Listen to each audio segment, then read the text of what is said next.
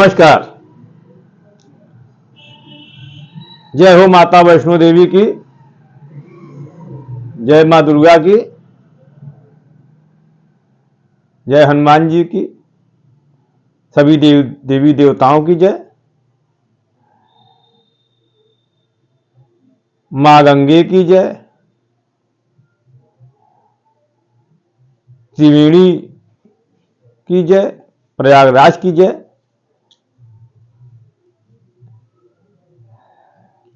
अपने सभी पालनकर्ता पालनहार की जय, अपने माता पिता की जय। आज बात कर रहे हैं संकल्प यानी संकल्प मंत्र की, और खासकर प्रयागराज में माघ मेला के दौरान या अन्य अवसरों पर भी जो खासकर ब्राह्मणों द्वारा संकल्प मंत्र का जाप किया जाता है, तो असलियत में संकल्प मंत्र क्या है और उससे बड़ा क्या, ये चीज बच्चों को बताना चाहता हूं। खासकर आजकल के जो युवक हैं उनको लगता है कि इसमें क्या चीज है, उनको समझ में नहीं आता है, तो अपने धर्म के बारे में जान भी नहीं पाते हैं। तो उसमें उनकी भी गलती नहीं होती है, क्योंकि कुछ लोग मजाक खुद ही उड़ाने लगते हैं। तो कहीं ना कहीं गलती उनकी भी है जो उसको समझा नहीं पाते हैं। तो जितना मुझे जानकारी मिलती है या हो रही है, या जो ईश्वर कृपा से मुझे मिली है, मैं कोशिश करता हूं कि YouTube चैनल के मार्फत से, अन्य माध्यमों से मिलने जुलते समय जो भी मेरे पास जानकारी है उसको आप लोगों तक पहुंचा सकूं।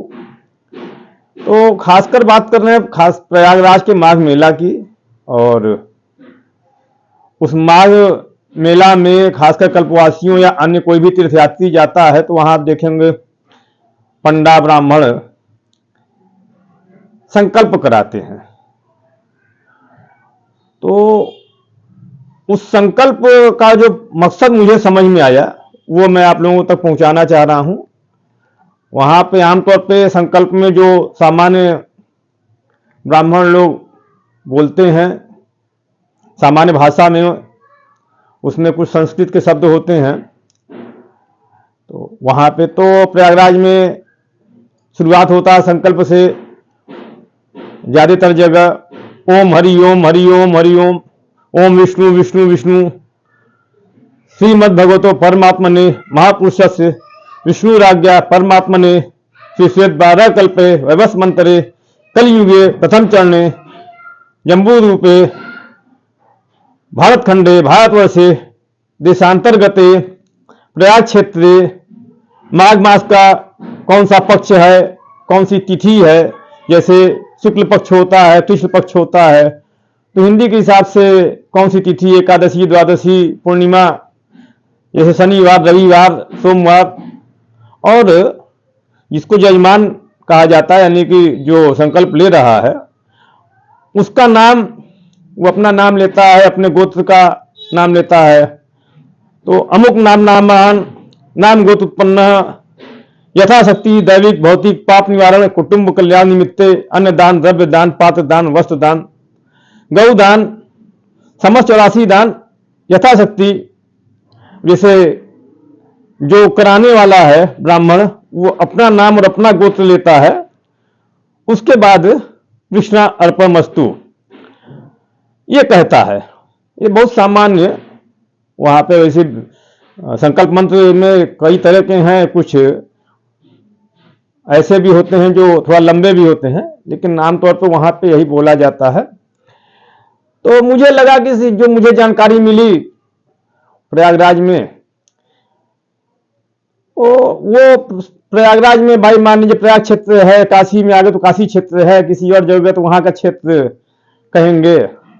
लेकिन असलियत में संकल्प है क्या भाई? अगर आप ब्राह्मण के मार्फत से किसी घाट किनारे नहाने धोने के बाद अपनी मनोकामना पूर्ति के लिए संकल्प लेते हैं, और ब्राह्मण संकल्प कराने का मतलब है कि कहीं ना कहीं एक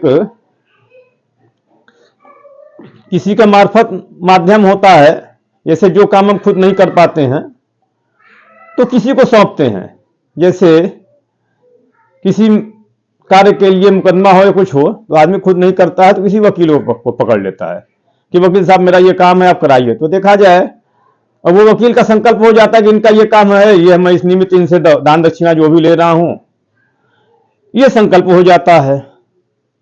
और संकल्प सरकारें लेती हैं, जैसे भाई हमें अपने देश के लिए, अपनी जनता के लिए ये कार्य करना है, तो ये सरकार का संकल्प हो जाता है। जैसे अभी कुछ समय पूर्व कुछ दुर्घटना के बाद भारत सरकार की तरफ से और हमारे देश के जो सैनिक हैं उन लोगों ने संकल्प लिया होगा, तो एक ऑपरेशन सिंदूर हुआ। वो हमारे सरकार, हमारे देश के जो जवान हैं देश की रक्षा के लिए, उन लोगों का संकल्प था। इसी तरह संकल्प होता है। अब संकल्प खुद भी करना चाहिए और कराना भी चाहिए। जैसे छात्र हैं तो छात्र को क्या बनना है,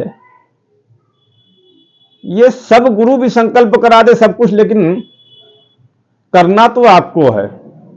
जैसे माता पिता हैं, वो आपको स्कूल कॉलेज भेज रहे हैं पढ़ने के लिए, शिक्षा ग्रहण करने के लिए, संस्कार के लिए।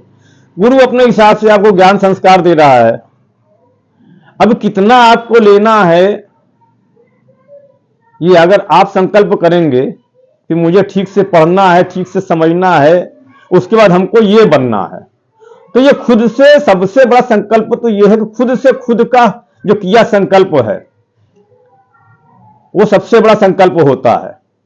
क्योंकि कुछ बनने के लिए जीवन में इतनी विपत्तियां आएंगी, इतनी समस्याएं आएंगी कि आप भी हताश हो जाएंगे, निराशा घेरेगी।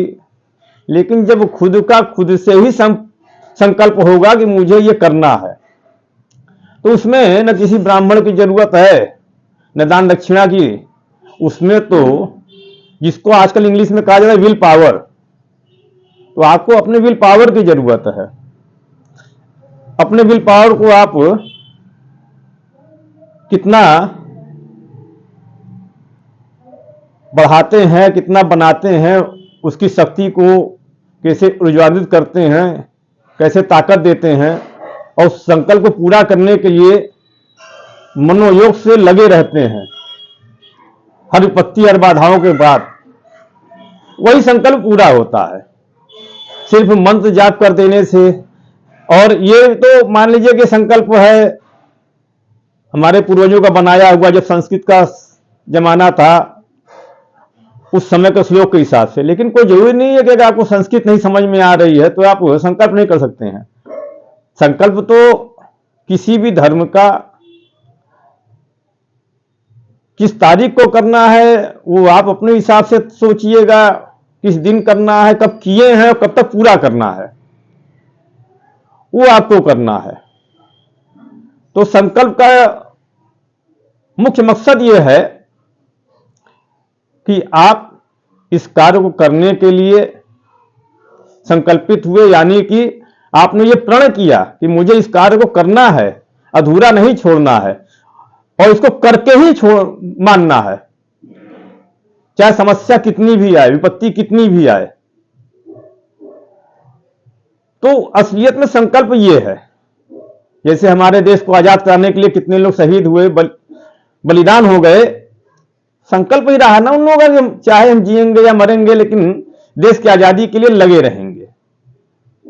अभी एक आप लोग को राम मंदिर का अयोध्या वाला, वहां का मुद्दा यह था कि मंदिर का मुद्दा असलियत में नहीं था, मुद्दा तो मंदिर बाद में बन, मुद्दा यह था कि यहां प्रभु श्री राम को जन्म हुआ तो जन्मस्थली है और उस जन्मस्थली पे हमको मंदिर बनाना है।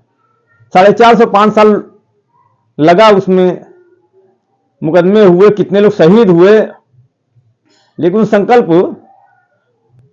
बहुत से ऐसे लोग हैं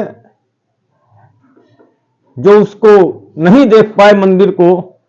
और हम लोग आज पृथ्वी पे हैं, हम लोग का सौभाग्य है कि उन लोगों के संकल्प के नाते ही आज हम लोग भव्य राम मंदिर में प्रभु श्री राम का दर्शन कर रहे हैं, तो हम ये समझाना सिर्फ चाह रहे हैं कि कोई भी संकल्प अगर आप करते हैं